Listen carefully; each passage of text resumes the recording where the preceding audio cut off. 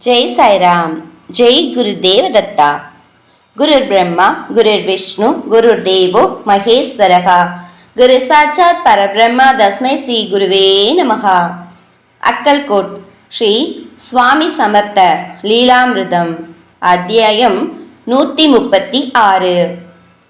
வெறி பிடித்த காளையை அடக்குதல். ஒரு நாள் ஒரு விவசாயியின் காளை மாடு ஒன்று வெறி பிடித்து கிணற்றுக்கு அருகில் நின்று கொண்டு அங்கிருந்து வர மறுத்து கொண்டிருந்தது.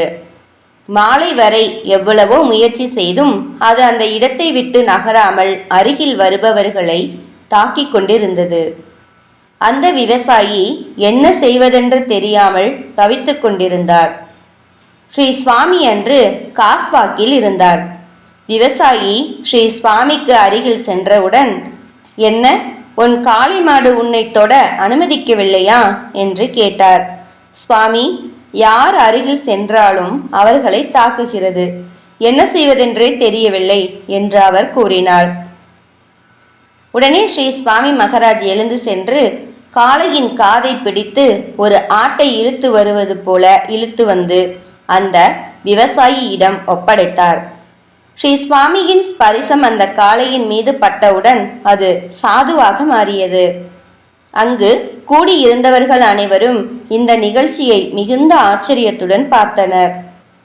ஸ்ரீ சுவாமி தன் சேவகர்களை எப்போதும் மிகுந்த அன்புடன் நடத்துவார்.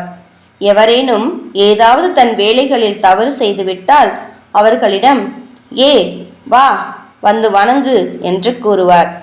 அவர்கள் தங்கள் தவறுக்காக மிகவும் வருந்துவார்கள். சேவகர்கள் சீட்டு விளையாடினால் ஸ்ரீ சுவாமி அவற்றை தூக்கி வீசி எறிந்துவிட்டு, ஏ, வாழ்க்கையே போய்கொண்டிருக்கிறது என்று கடிந்து கொள்வார். எவரேனும் ஸ்ரீ சுவாமிகளிடம் அர்த்தமற்ற கதைகளை கூறினால் அதனால் உனக்கு என்ன பயன் என்று கேட்பார். சேவகர்கள் எவரேனும் உயரமான இடத்தில் அமர்ந்திருந்தால் அவர்களை கீழே அமருமாறு கூறுவார். எவருக்கேனும் ஏதாவது தெரிய வேண்டும் என்ற எண்ணத்தோடு இருந்தால் அவர்களிடம் கற்றுக்கொண்டு செல் என்று கூறுவார். ஒருமுறை பாலப்பா ஒரு பக்தருடன் பேசிக்கொண்டிருந்தார். அதை கவனித்த ஸ்ரீ சுவாமி, என்ன மாதர்சோத், நீ அவனுடைய நிலைக்கு செல்ல வேண்டுமா என்று கேட்டார். உடனே பாலப்பா தன் காதுகளை பிடித்து கொண்டு மன்னிப்பு கேட்டார். ஒருமுறை இரு பெண்கள் பேசிக்கொண்டிருந்தனர். அப்போது ஒருத்தி, உனக்கு காசி விஸ்வநாதரை தரிசிக்க விருப்பம் இருக்கிறதா என்று கேட்டாள். அதற்கு இன்னொருத்தி, காசிக்கு ஏன் செல்ல வேண்டும், ஸ்ரீ சுவாமி மகாராஜே காசி விஸ்வேஸ்வரர் தானே என்று பதிலளித்தாள்.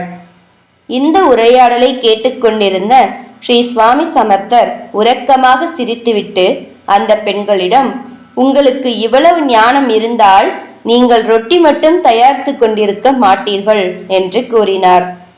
ஸ்ரீ சுவாமி சமர்த்தர் பக்தர்களுக்காகவே பிறவி எடுத்து வந்து எப்போதும் பக்தர்களின் நலனுக்காகவே அனைத்து லீலைகளையும் நிகழ்த்தி காட்டி நம் அனைவரையும் வழிநடத்தி கொண்டிருக்கிறார்.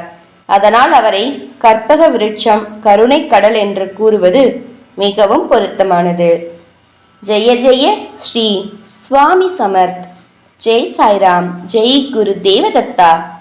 अनंत कोटि ब्रह्मांड नायक राजाधिराज योगी राज पर ब्रह्म श्री स्वामी समर्थ महाराज की जय।